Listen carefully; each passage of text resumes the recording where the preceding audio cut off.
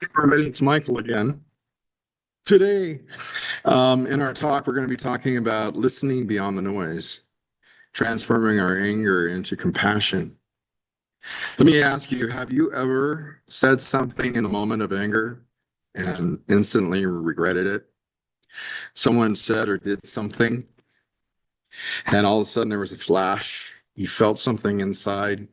The heat rises to your face turns red, tension builds, and before you realize it, words come out of your mouth that you didn't think that was going to happen. I think we've all been there. I know I have. I'm not the only one, I hope. Um, but what if we can just pause for a moment, count to 10, and instead of lashing out, listening instead? That's what this talk is about. By practicing deep, intentional listening, we can transform that anger into compassion and build stronger, more spiritual alignment relationships. Number one, anger is the messenger. It's not the enemy. How many times have we been told that don't be angry, it's really bad for you? But what if I'm here to tell you it's a tool that the body uses to say, hey, there's something wrong here. That anger shows us where we're hurting or afraid or not being seen or feeling unsafe. It often arises from unmet needs or unhealed wounds.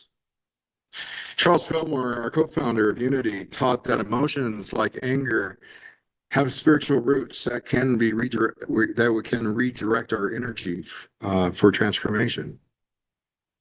Anger, I believe, and this is what I tell my clients, is a signal that is a tool that our body uses that tells us there's something that needs our attention or just outward correction. And number two, if we avoid anger and we keep piling anger upon anger, someone's going to say something or do something that's going to finally break us. But what if we can use it to rediscover self-discovery? A quote from Carl Jung says that everything irritates us about others can lead us to an understanding of ourselves. Imagine. But that comes with deep listening, which is number two.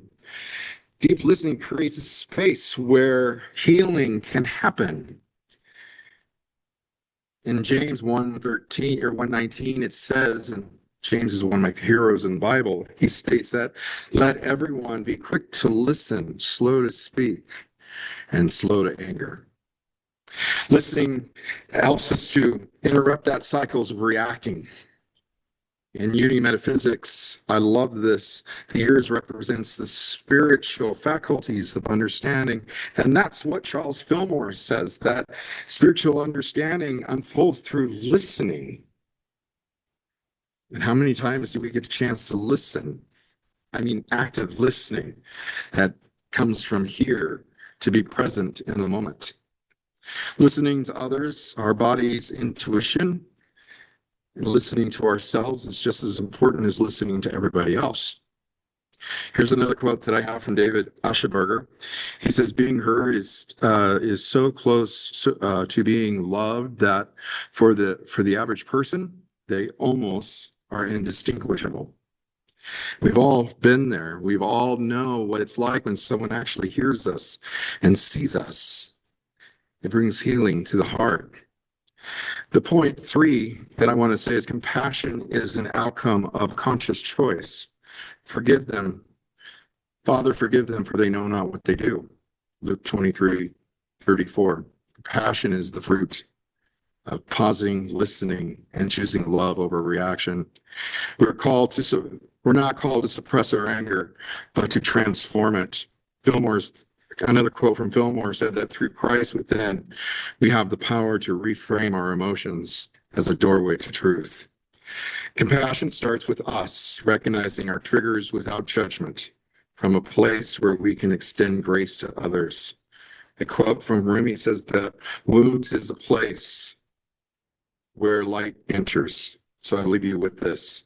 I listen with my heart, honor my feelings, and choose compassion in every moment. Thank you for listening. Have a good day.